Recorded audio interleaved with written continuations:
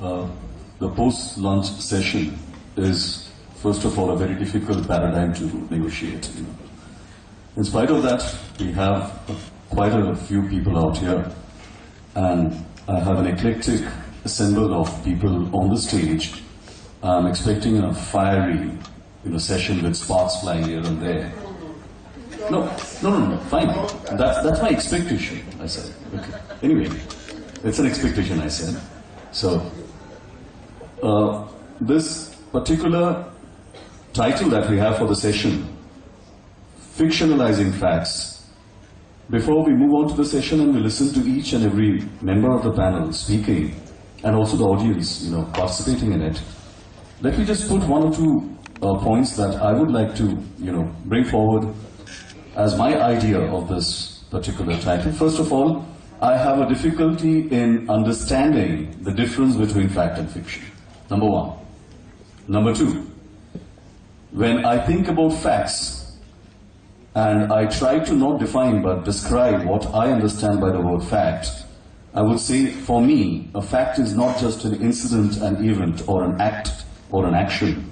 A fact also is a response, a reaction, a sort of an answer, a feedback to whatever action or incident is taking place. So a fact does not end up with an action. It also entails itself to an emotion, to a sentiment, to whatever happens after the act is over, to whatever is post-act. And at the end of it, probably this also brings into our mind a process where we have a sort of a formulation or a creation of a text, taking into account, on one side, what we loosely call is reality, and on the other side, the literary text, the story, the writing, whatever it is. And probably, when we also deal with fiction, we should also think in this particular lines, if at all I am allowed to say so, that fiction probably is a more intenser, deeper fact. Because fact is multi-layered. With that, I would like to request Dhrub on my left-hand side, my privileged leftist left-hand side, to comment on this particular paradigm. Dhrub. Thank you, Ashish. That was quite a mouthful actually for me. I was trying to work out exactly what I should reply to what you said, and you, as always, articulate these things so well. Fictionalizing facts, and you said facts being multi-layered and fiction being more perhaps factual than what facts actually are. That's okay, but then not being truly an academic, I may not have the appropriate answer, in the sense that you have your postmodernism, you have your deconstructionism. So all that apart, about which I'm not familiar at all, I would say this much, that good fiction comes from a lot of honest emotions that you gather from facts. I'm talking about good fiction, and that is again very subjective. In the morning we talked about fairy tales. We talk about, ghouls and werewolves, and that's one kind of genre where you fictionalize things. But the kind of fiction we read, at least the group that I know, I've read Jerry's, I've read Shiny's, I've read almost all of Mamam's, Bijoy's short stories, my own too.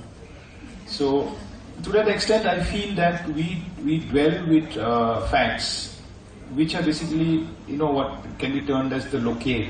We need a locale, a geographical base upon which to work upon our characters, the situations, the plots, the intrigue, whatever, the 12 general human emotions. Now, having said all that, I think it behoves upon the craft, that I would not say that the novel or the short fiction is entirely a superior art, but it's definitely a superior craft. It's a craftsmanship of the highest order in my understanding. And to work upon it, you need your 5 faculties, your senses very alert. In this context, I once had a misunderstanding with a person, a close friend of mine who writes historical fiction. I commented upon this to my very close friend, one of my inspirers, in fact, Robin Nangong, poet, who's here. I think with him a few days back or a few months back, that when a person writes historical fiction, he's gathering all the facts available with him or for him at his task. And then, he fictionalized the entire sequence of events. The characters are actually real. There is this king, there was this king's subject, there was this traitor, and he goes about it and makes a fiction out of it, which according to me is very fine. But that's not the kind of story I would necessarily want to dwell upon or to exercise or to evolve. Mine would be probably a spontaneity that comes from an incredible, I'm using the word incredible not in terms of a sort of cosmological or astronomical number, but in terms of whatever I'm capable of gathering as much information as I can through retentive memory. And through that retentivity, work out a sequence and blurt out the fiction to my happiness. And if that happiness correlates with somebody else's happiness, the reader's happiness, I am very happy further. I think that's about all for starters. So, as Dhrub said, that was for the starters, the appetizer. So, two interesting points which I noted when Dhrub was speaking. One is the concept of a good fiction. The other is he's trying to make a difference between the historical fiction that is being written, but I would like to point out here again that the very notion of history has undergone a change. So you no longer speak about history which is dated and chronological. You also speak about something which is known as mnemohistory, mnemonical, memory history, history of emotions. Now with that, I would like to ask Jerry on the other side, far end of the spectrum, to please respond to this. Okay, let me start by saying that categories like fact and fiction are of great importance to librarians. Whether something is fact or something is fiction, librarians like to know whether it's fiction or non-fiction, because then the Dewey Decimal Number will change. Journalists like to know what is fact and fiction because they have and the imperium of journalism requires them to be able to separate these things. And perhaps lawyers need to know. When are you telling a lawyer the truth, and when are you telling the lawyer a lie? For the rest of the world, a book is a universe. We step into this universe with a series of choices that we make. And once the universe settles within us, or we settle into the universe, we stop asking questions. Therefore, a novel like Clockwork Orange, for instance, can be as real to me as a realistic novel by, say, Sharat Chandra or by Balzac. Or it can be as real and sometimes non-fiction by the fact that it insists it has happened, often demands of you a greater degree of skepticism. So therefore, when you say fiction, as soon as you say fiction, you are saying, I am lying. All this is a lie. This never happened except in the realm of my imagination. When you say this is non-fiction, you are asking for a consensus. You are saying, this is how it happened, and you are free now to question me. Historians routinely have this problem. So do politicians writing their autobiographies and saying, this is what happened, this is how I remembered it. Because other people will remember it differently. So for me, the final test actually is the test of plausibility. Does this seem in fiction like it could have happened? Given the fact that most reality is boring, most reality is trite and trivial, most of our lives are spent bumping from one emotional high to the other. And fiction requires you to skim only those emotional highs off and produce out of those emotional highs a sensation of, a pretended sensation of completeness. It's such a difficult balancing act to pull off. that most novels either collapse into a stringent, harsh replication of reality, or a constant barrage of improbable, sort of emotional slaps on the face. You keep on trying to raise the stakes, increase the volume, have more and more people doing more and more improbable things. This is not the fault of the fiction writer. It's not the fault of it's the fault of how sensation is required in art. You do not have, when you step out of your house in the morning into reality, most times you would demand conformity of reality. You want the bus to be on time. You want your domestic help to come and clean the floors. You want things to run as smoothly and as predictably as possible. With fiction, you demand unpredictability within plausibility. Imagine that. Very interestingly put, plausibility, the question of perspective came in, the question of having a sort of conformity, and also trying to look into a sort of unpredictability within predictable conformity. Thank you so much, Jerry. Mamang, would you please like to respond to this thing?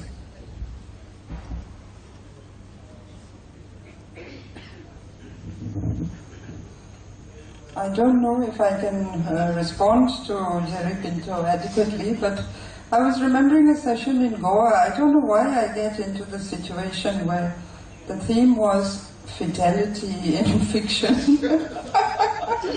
And none of us knew, what are we going to talk about?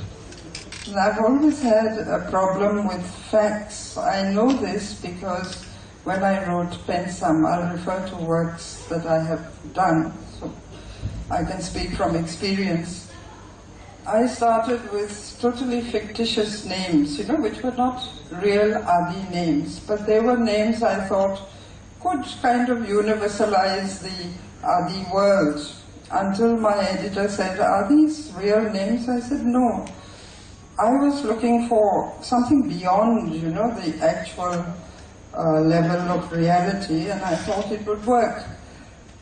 And I still maintain that, but there is also another point when you're looking at how much can you fictionalize? How much leeway do you have to fictionalize, and how can you fictionalize?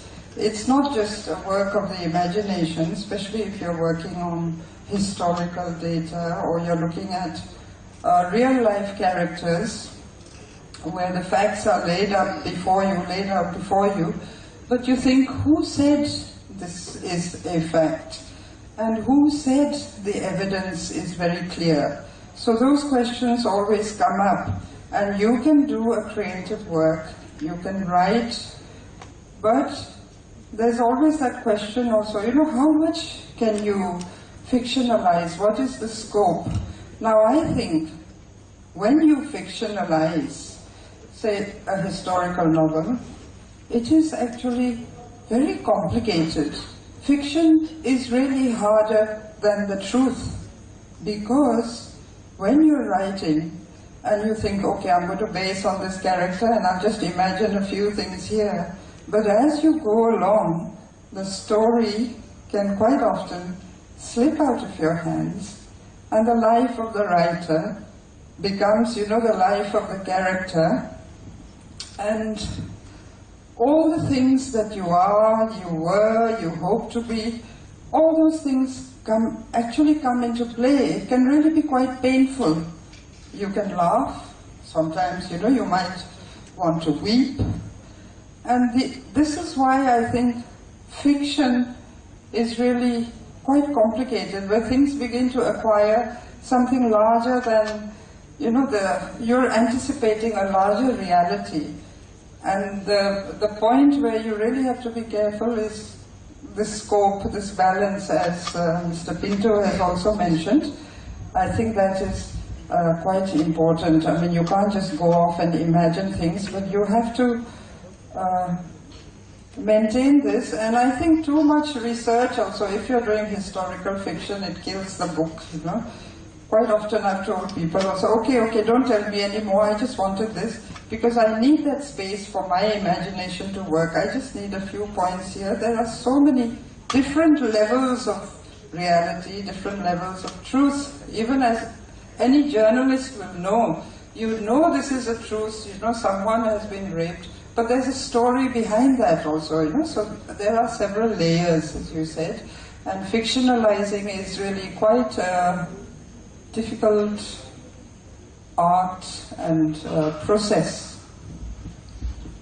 Yeah, very interestingly, what came out is like the concept of credibility and reliability also. So as we are moving into this, you know, very dangerous war zone, fictionalizing facts, we also tend to be moving into another area, moving out of the area of the authors. We are also probably moving out into the area of the writers, the readers, you know.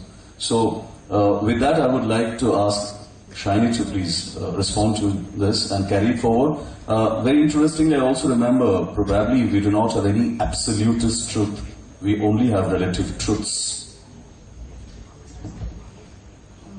Very often I feel facts and fiction are the same thing, you know, because when we are small and we wet the bed, fact, the sheet is damp.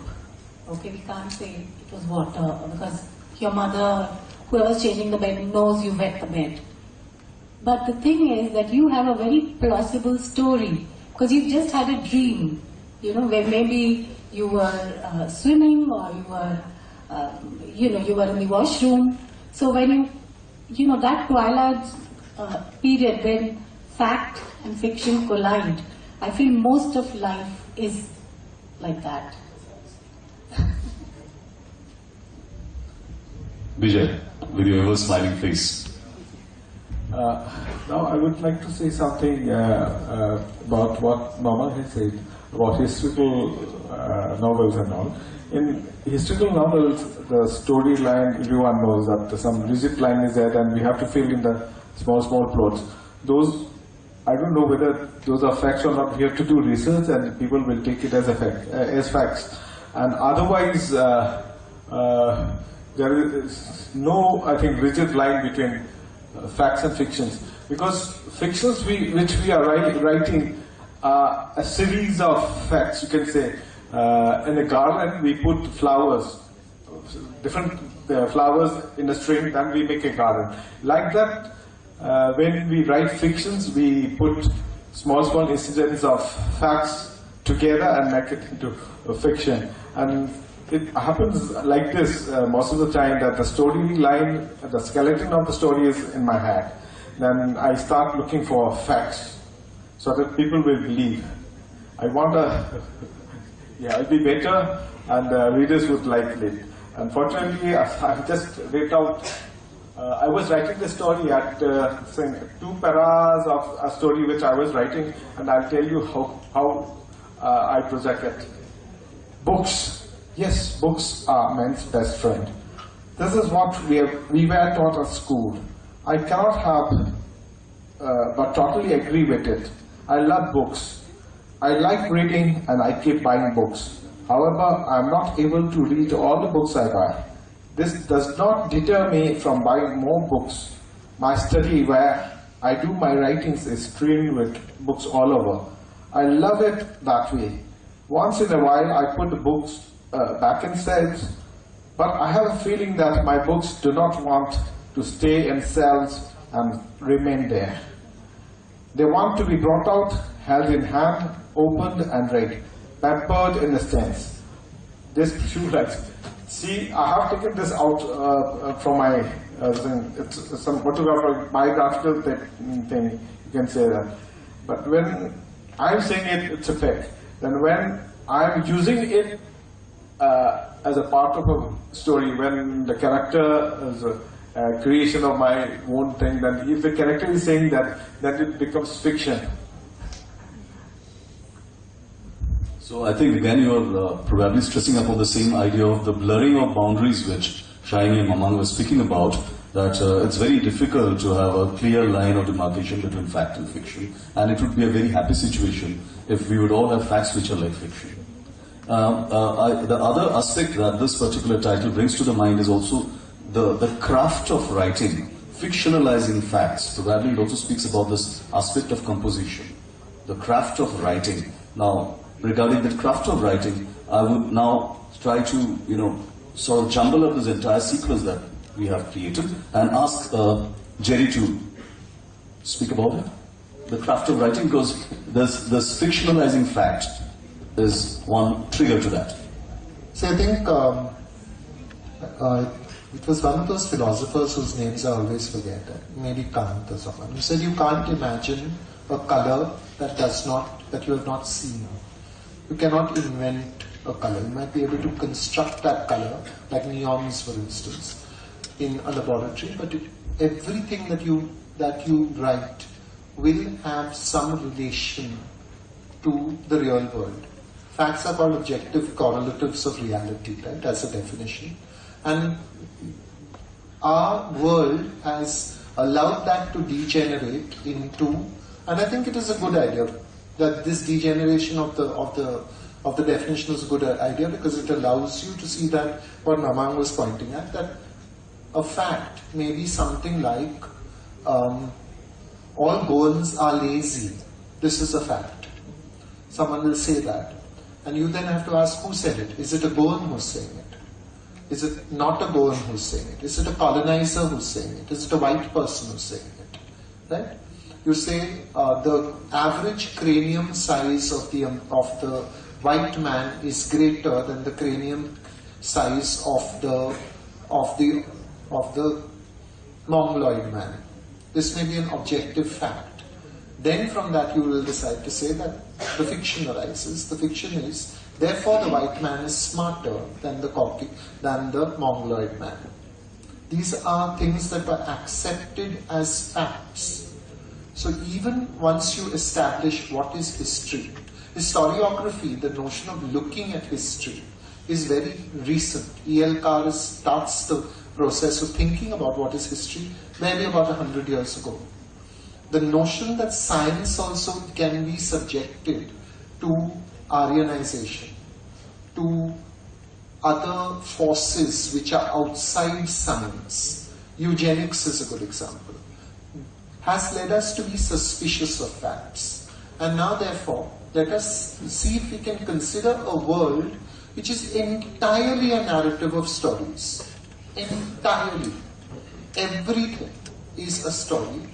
Everything is a story, and we hold each other together by telling similar stories, by sharing stories. Why is there so much emphasis in the 21st century on this notion of sharing? I was just reading Villette by one of the Bronte sisters, and there's a moment when she's panic-stricken by being alone. She's alone with a mentally retarded child in the school where she teaches, and she has nobody to talk to.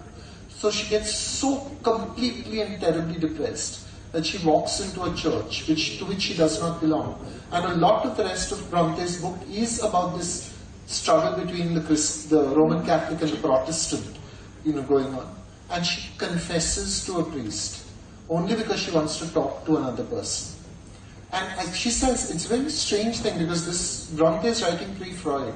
She says, even in the act of telling my story, my pain receded. I felt that I had begun to be healed. Stories are healing. Stories are actually perhaps reality. Because this is what we have to do. When I said you have to walk into the world of a story and trust it, consider how much trust becomes a fact of our lives. We've got to trust, I've got to trust that what I'm saying will be accepted by you in the same way that you take it. Because if I were to say everything is fiction, then I could borrow, say, 10,000 rupees from Preeti, take it away, have fun, and then come back and say I never borrowed it. Because my story is different now. And that's not going to be acceptable. So, let us consider that the warp of life is the story. and the weft of life is the commonality of trust in those stories. That we will accept each other's stories and inflect each other's stories with trust. Creating therefore a space in which everyone's story, the Dalit story and the Northeasterner story, the mainlander story and the Punjabi story, the army man's story and the militant story, the woman's story and the man's story, the child's story, the voiceless story, the story of the voiceless, all these stories are given equal importance and value. This might then possibly be the definition of my idea of a perfect world, where the egalitarianism of the story has been established. Beautifully put, universal stories, and being born and having grown up in the Northeast, we know very much, and I think all my panelists out here would agree that we are born into our universal stories. Each of our tribes, each of our ethnic groups have stories of their own, and very interestingly, those stories, the myths that we have, it's very difficult to define what fact is and what fiction is. Now, when we think about this entire construction of a network of stories, where you have the teller, the receiver, the believer of the story, then the task of receiving fiction is also something which becomes very, very important. The role of receiving what is being narrated. Now, I would request Dhrub to speak about the construction of this narration of a story, the fiction of what a fact has once upon a time been. Ashish, about the narration and you're talking about the craftsmanship, right? And the narration part of it. So this has to be basically again very personal. How do we go about writing fiction, a story, whether it's a novel or a novella or a short piece of fiction? Where again this is personal, like I said, Ashish. Where short fiction is concerned, I don't have the habit of having a beginning, a middle, and an end. There is no preconception or preconceiving a story. Generally it's a natural instinct born out of a smell or a touch or a vision or having read a sentence somewhere, or in fact it could be a touchstone from this very session we are having today. It could be anything. The only thing that I do is jot down whatever has struck me as something unusual in my heart. I jot it down, leave it for maybe years or maybe a week or sometimes even an hour or so. And when the time comes when I see that particular line in my diary, a small book I keep generally, I work on it and it goes off for about a week or maybe less, and that becomes a short story. Whether it has a beginning, a middle and an end, it depends entirely on my mood at that particular point of time, where I don't think about the grammar, about the language, about whether the character is good or bad, but it begins with that small point where in years back, if I'm allowed, Geeta, you wrote a brilliant foreword where you talked about touch and smells and scenes and how the short story develops. In fact, I'm remotely, indirectly quoting from you now that it reminds me. But when it comes to longer fiction, Ashish, longer fiction requires a lot of, I think, if I can use the word without seeming to be elitist or snobbish, a bit of intellectual drive. And by intellectual here, I mean to say, see, sometimes while writing a book, a story which I think is very serious, it leaves a lot of, deep thinking, if that is the word, and you are not really happy with yourself. I go in for light reading. By light reading, say a James Henry Chase here, there, or a Tarzan there, and that sort of acts as a foil for allowing me to go into more serious kind of fiction. Take off. Thereafter, I think of the middle, what the middle ought to be. Then about the beginning. I begin this way in a certain place with this character being a murderer or not a murderer, a lover or a deceiver or whatever, or maybe a really good priest or a young child. And then the next step is to go in the middle without boring myself. Once I begin to know I'm boring myself, I know I'm not into good territory.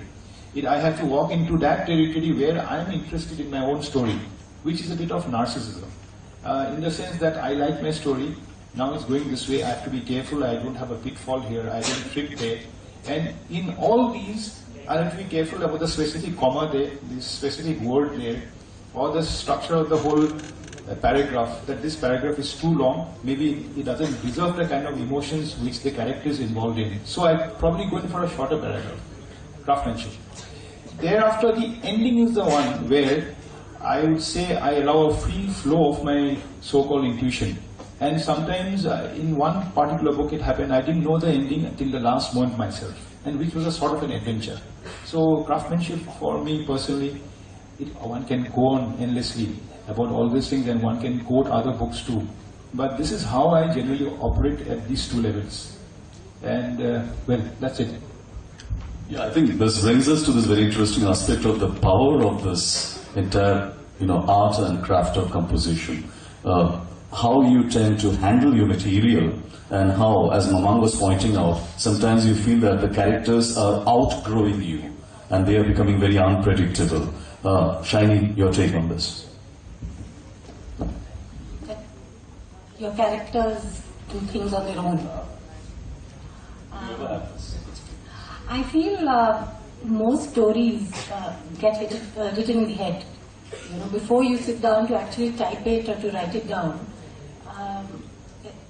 things start falling into place in your head, and you have a rough idea of. And then it's also because you've written it down on a napkin, or you've written it down somewhere, and finally these people are not going to be contained in these teeny exorcisms that you've planned for them, and they want a space where they can talk. One single interjection that I have. Do you ever have this threat of becoming predictable to your readers? I think before that you have to be predictable to yourself. Like Dhruva was saying, if you are not finding it interesting, then I don't think that you can actually, finish that tale. It would be one of those things you started, it was a false start, and you have very manfully accepted that this story is not going anywhere, and you will put it out of its misery by pressing the delete button. But there are some stories that I feel they just write themselves, and it really doesn't matter. I don't know, I'm talking for myself. At the end of the day, if somebody says, I did not like your story, or I loved your story, because that story is an entity by itself, and if I didn't write it, somebody else would have written it, just like what somebody else hasn't written, maybe I would write it. So I feel these things are in the air, and you are some kind of a medium who picks it up and who writes it.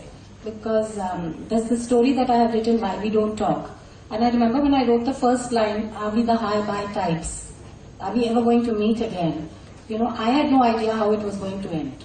But I liked the fact that the beginning kept faith with the ending when I finished with the story. And recently I wrote a novella. I think I took 3 days to write it. This is when my husband had come for a brief holiday from abroad. And he was like, what are you typing it, what are you doing? And I knew that if I didn't put it down at that time, then that's it. Then that story is not going to be there. And when I wrote certain lines in that story, I felt very good, because I felt it wasn't me. There was this whole other character, like for instance, her mother says, how long is your friend going to stay here? And she says, what do you care? You are going to die soon. So I kind of felt, okay, that was not me, but it was also me, because, it's something that comes into your head and you have to put it down.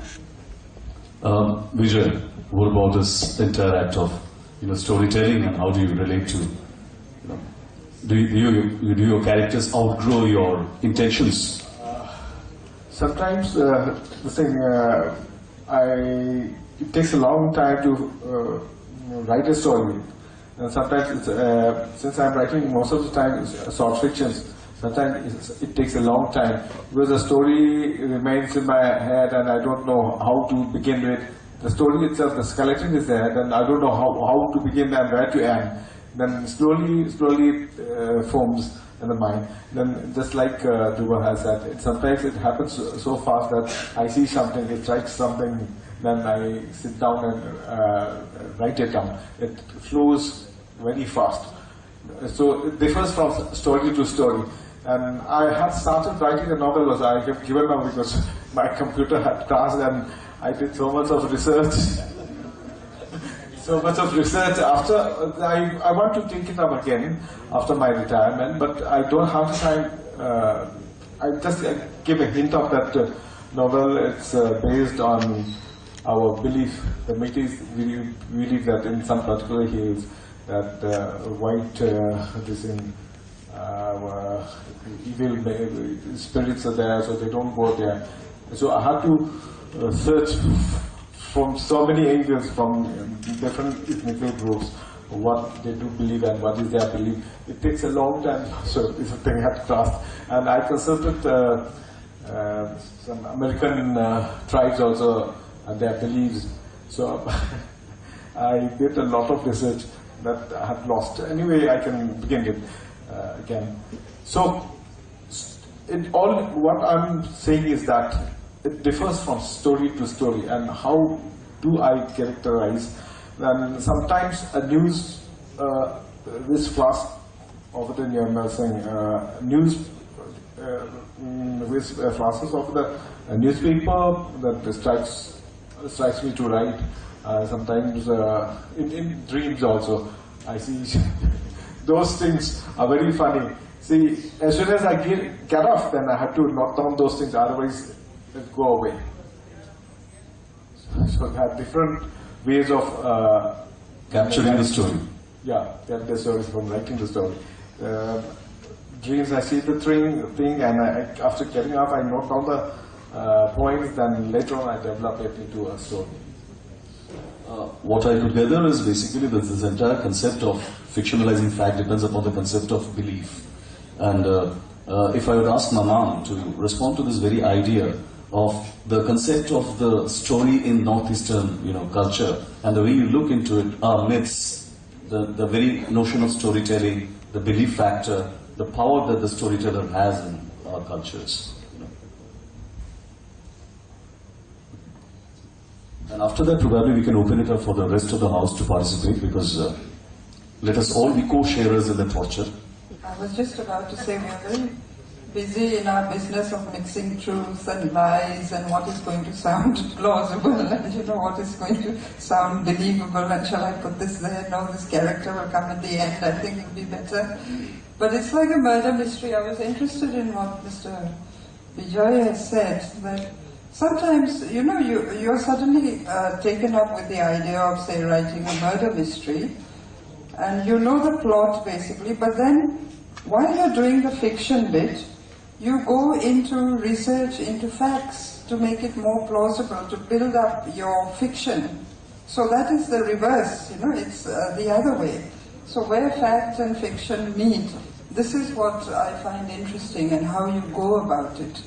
Personally, I feel, when you come to the question of belief, that fictionalizing anything, or even doing research into facts, say forensics for a murder mystery, you want to be able to write better, about the blood stains on the floor or something. It's always an act of love, I think. Otherwise, you cannot narrate, and you won't have that honesty of feeling, which is the only thing that is immediately recognizable as a good story, should we say. And this act of belief, I think, in the stories of the Northeast, somehow I get the impression that, people see me with mountains coming out of my shoulders and clouds over my head and folklore. But this came to me also quite suddenly, because we have a beautiful story about a lost civilization, and the only survivor of the great floods, it's a bit like Noah's story, was a woman who rose up out of the flood waters and descended down to the world of men. And it's very interesting how our people have put, her green bordered skirt became the forests and trees, her white cloak became the clouds. It's an amazing transformation and metamorphosis where they've put, I don't know, there must be some term for it, where they've kind of environmentalize the whole concept of this lady who came down. And more than that, she was the one who brings happiness, who's hospitable to guests, you know, who can brew good rice wine. So this whole concept. And these are the stories. In a way, I believe our cultures, our people, in fact, have survived because we have believed, or we chose to put our faith in these stories. And these stories have become, they are the tenets, you know, they are our moral foundation, there are beliefs for what is good, evil, the afterlife, dreams, rituals. And talking about dreams, even Mr. Ruskin Bond this morning had mentioned that really you can draw a lot of ideas from dreams. And I did dream once about Jeremiah, you know, the Bible, and I saw all these flames, and I thought, oh, I woke up and I had a poem on the page. So those things can happen. That is rather inexplicable. But when you're doing research for historical fiction, that again is a little bit different, because how you go about narrating, and again, how much leeway can you take to remain true to the story, and also to bring across what you hope to be able to convey after all these years where the story might have been buried or lost. When you're reconstructing something, I feel it's very important that you start with a movement of love. You know, it has to be almost something quite spiritual, I think, when you're doing this. Before we move on to this entire session being open to the audience sitting out here, have you ever thought one thing, that when you're speaking about fictionalizing facts, you're unconsciously creating a sort of a sequence. First comes fact, followed by fiction. But you know, in the morning when we were listening to Mr. Ruskin Bond speaking about Verne stories, Jules Verne stories, and he was speaking about probably 20,000 Leagues Under the Sea, and you had the concept of a submarine being, you know, imagined at the time, becoming a reality later. You have fiction first, fact coming second, reversing the entire sequence. So could I now open up this session for responses, observations, reactions, remarks from the audience? And I know Shruti Maladi is out here to take a revenge, so open to the audience. Responses to whatever has been said, and put some spark here.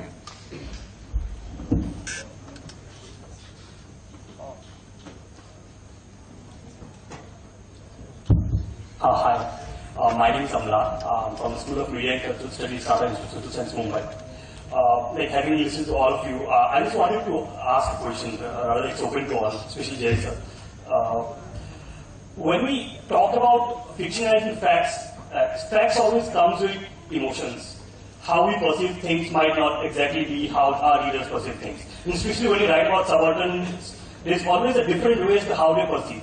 So as a writer, how do you negotiate the emotions that comes in while fictionalizing the facts? The book that comes into mind when I saw the title was William Blumenthal's City of Jinns, when he very beautifully crafted the entire story of Delhi into one book.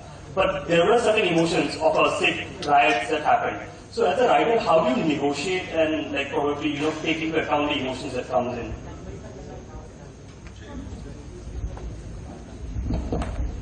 I think to begin with, for me at least, I'm not going to generalize for writing, I'll tell you what I feel. I feel that there are often places where my skin is one layer too thin. So I feel very strongly about the things that I feel very strongly about, and I feel nothing about things that I feel nothing about. Which means that if India loses a cricket match to Pakistan, my life proceeds unaffected. Yeah, I'm just not bothered about it at all. I don't see the point. But a street dog yelping two streets away will start me wanting to get out of the house to find who is troubling that dog and whether I can do something for that dog. So this is the thing. Now, having said that, this is the lusciousness of chocolate cake emotion, where you experience your emotions deeply, you enjoy them deeply, and now you put them away. With writing, I am clinical. I will not let my emotions leak in because I want you to feel. So I will not tell you what my characters are thinking.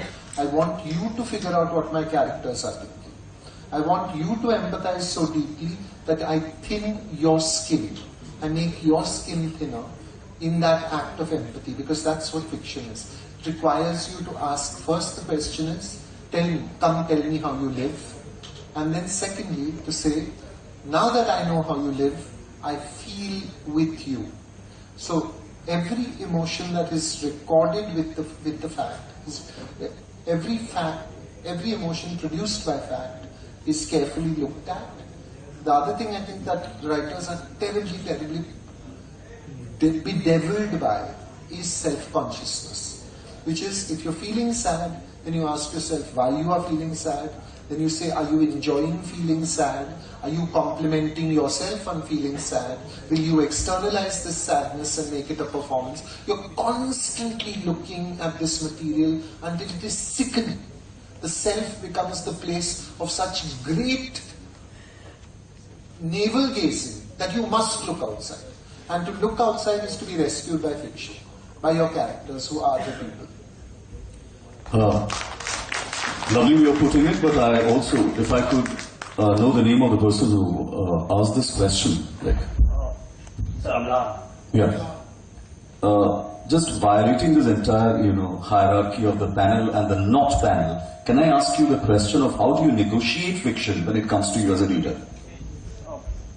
It depends on how I perceive things, right? So I'm from Northeast, and whenever I see a story so I'm trained to be a journalist. I did my honors in journalism, and I read things from a very objective point of view. But whenever I see probably a story that says something about Northeast, there's always a very different touch to that story as to how I perceive it. So, this might just go out the realm of literature, but there's a very famous series that's on Netflix. It's called Narcos, and it depicts the story of Pablo Escobar, the person who was a drugs mafia. So they fictionalized his entire life. But after a few days, Pablo's son came in, and he was like, no, there are certain things which I have witnessed, but are shown very differently in a fictionalized case, which I'm not very cool with. So it's the same thing that happens. A writer might take his whole liberty to write certain things in a certain way, and I totally respect it. But as a reader, sometimes I do expect, what if he would have probably appreciated the point of view of the person who is probably going to read it, or and when I talk about subaltern, when you write about certain people from a point where you don't probably understand where he is coming from, you might just feel sometimes that he's missing out something which probably I have felt, but yeah, he did try to narrate. After teaching for around 20 years in the Department of Literature, I'm really scared of this term subaltern. I really do not know who the subaltern is. Sometimes I feel we are the subalterns. Anyway, any other questions? Any other responses?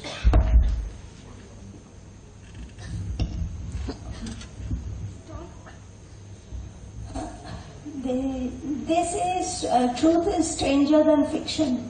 So if you come out with if there is some sensational news or something which overwhelms you and keeps you bothered about it day and night, would you think of fictionalizing it? And if you would, how much of the imagination would you color it with? It's a question to me or to the panel? To the panel. Okay. Will you? Okay. So sensational news. So nowadays, news has become some sort of amusement or something. And sensational news itself may not be fact. It may be, fabricated, or even if it is a fact, whatever we are hearing may not be the whole fact, because the person who is giving, writing the news or reading all the news may not have seen himself. So he might have collected it from some sources. So this is handed down, and he might have missed some of the points in the news. So ultimately, when we hear it, it may not be a fact. It may already be fiction. Okay, let's just assume that you take the most ordinary person in the world. Let's imagine a person with very little depth, very little nuance, very little sophistication, very little anything. That person, the most ordinary person, is much, much more complicated than any fictional character ever can be. Ever. The reason why fictional characters seem so complicated to us is because we complicate them in our reading. We say, when we are reading Madame Bovary, we say, Emma, why are you behaving like that? Emma, stop buying that rubbish. Emma, don't talk to him. We enter into conversation with them and we invest in them our complexities. No human being can ever fit into a book. It is like having an elephant in a baby's crib. They just would burst out of the book. Humanity, in its simplest form, is far too complex for the book. What saves writers is this very fact, that as a reader, your complexity plays into my book and makes my book complex. Therefore, the book becomes a jugalbandi between you and me. It becomes a performance that you are taking on the responsibility of making it a book. And that is why the reader becomes the very important part of the book event. Writing a book and publishing it and putting it on a table is not even the beginning. The beginning happens when the reader enters the book and becomes part of its imaginative life. And the book becomes part of the imaginative life of the reader. Right? I think that is the key. Yeah, it boils down to rewriting the book every time you read it and living the book. So with that, to Dhrubada. Dhrubada wanted to say something here. No, you have to. Now this is what I call forced fiction. I mean, after Jerry having said that so well, there is hardly any scope for me to say. But then, this truth business, Purnima, and fictionalizing. Narayan Gordima once said that facts make you think and fiction makes you feel, which is why generally they give the Nobel Prize for fiction. Not that I'm hankering for it, but this is what generally is said, making light of the situation a bit. But then the trust for the imagination is more when there is fiction.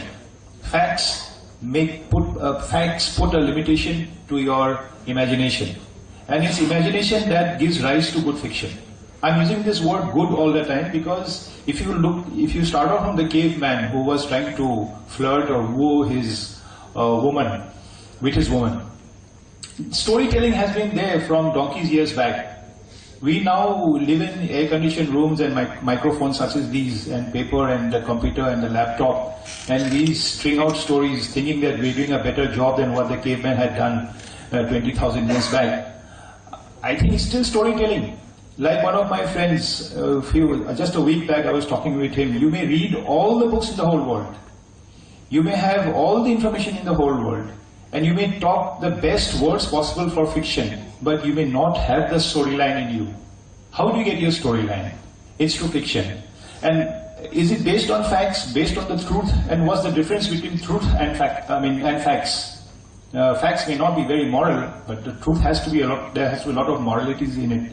I don't really know as to the power that comes through the gun of facts or of truth. But this much I know, that imagination is sometimes far, far, far stronger than facts and truth themselves. Purnima? Yeah, in fact, I think we always think about two different faculties in creation. One is imitation and the other is imagination. You imitate a part, copy from life, and then comes imagination, which highlights it, magnifies it, frames it. Any other? Yeah, Sanjita has something to ask. Sanjita, mic please.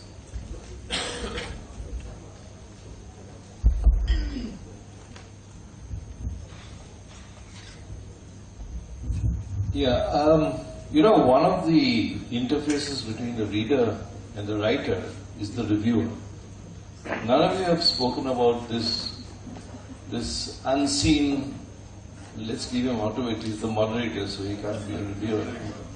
But all of you have faced kindness and pain at the hands of, or at the pen of reviewers, and many of us read books, I don't know the others, come to know of books through the reviewer, not through festivals.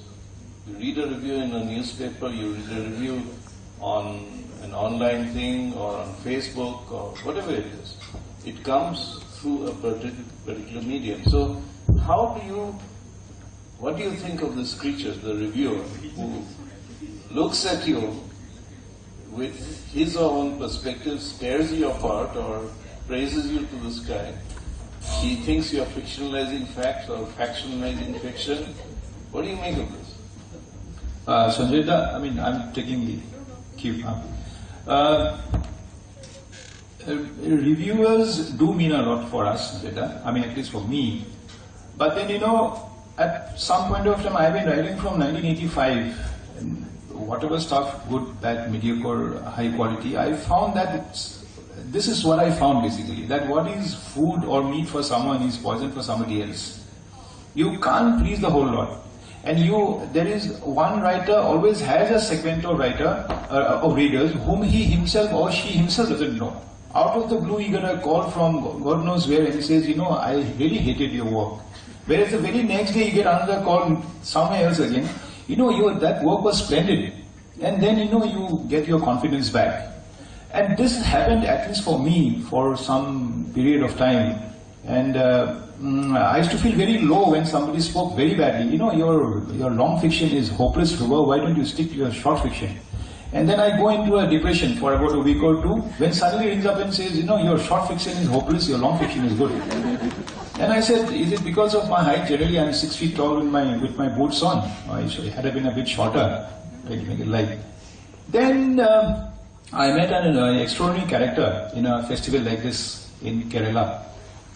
And he told me this, that so long as you are very happy with your work, please understand, you don't have to be a bestseller, you don't have to get any prize, you don't have to eat out of the publisher's account. Be happy you got a Bible with you. And that was something that struck me, it remained, and it's been an inspiration, Sanjata. So the reviewer is good, provided the reviewer has a sense of balance. Mostly I find that a reviewer has his own angle of choice. He will have either historical fiction, which is, I'm repeating again and again, or science fiction, or travel writing, or you know the kind of writing the Latin Americans do nowadays, or Gabriel Garcia Marquez, or Jorge Luis, you name it, you have it. But I feel the reviewer should be taken with a pinch of salt. If you give him all the credibility which he thinks is due, the writer or the author is in serious trouble. That's it. If I could just add up to this, I think there are 4 types of reviewers: sympathetic, antipathic, empathetic, and homeopathic. Mona Lisa, please, you need my mic? Mic, please. May I just sit down and ask? Actually, talking about the reviewer, time was when they had professional reviewers, people who really knew the subject, and you know, newspapers and magazines, and you know, people in that who published book reviews, had, you know, really qualified people who reviewed books. And then there were also different kinds of books. So, you know, as per a person's specialization, books were given for them to review, and then they reviewed.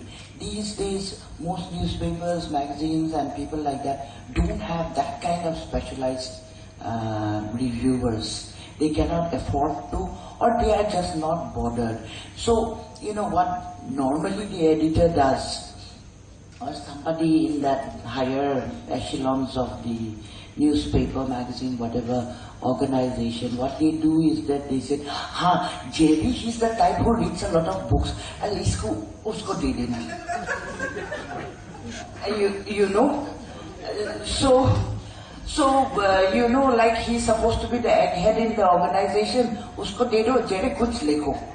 You read it, you take 2 days off, no problem, but kuch lekho.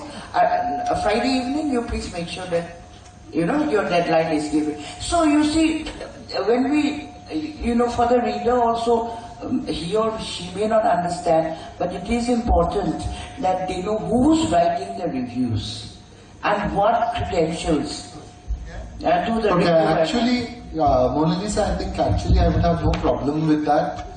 First, if you know, my book was given to someone, say, who read a lot of books and let him write it. I think that's a good idea. The new trend is to find someone who dislikes you, okay, and to give him the book so that he can take his revenge. It often happens that you will say, for instance, I read a book and I don't like something that I've read and I give it a negative review. That person whom I've negatively reviewed will be given my next book to review. It makes for very good in-house jokes, right? Because everyone knows, oh, Jerry reviewed that chap's book badly, now look, he's going to get his back, and now we'll have some fun. The reader doesn't give it a toss. The reader doesn't know about this. The reader hasn't remembered who 6 months ago reviewed what. So the only person who suffers is the reader. The second problem I think about reviewing in India is that hamam mein sab nange. Everyone is naked in that bathroom. We are all writers and we are reviewers as well. So the same people, it's like one little pool that is getting dirtier and dirtier because the same fish are swimming around, doing what fish do, and then eating that. It's like round and round that little pool, which is fine. And the third problem is, because of our increasing lack of respect for the intellect, and this is really a problem right now with this great, the biscuit is very good if you haven't eaten it. I just say don't waste the biscuit. There's an increasing, because of like, you know, a kind of like triumphalism of popular culture, saying that everything that is popular is magnificent, Bollywood is magnificent, and we actually have a dislike and disrespect for products of the intellect. And so the space for reviewing in papers and newspapers and magazines has gone down dramatically. So where the Hindustan Times had a full page of reviews, book reviews, it has half page now. Where the Times of India doesn't carry book reviews at all. ET and Artscape, they scrapped it. You know, everybody is doing this, and then they complain that there are no readers for newspapers. My friend, if you do not support reading as an activity by talking about books in your blasted newspaper, you will suffer the same fate of oblivion.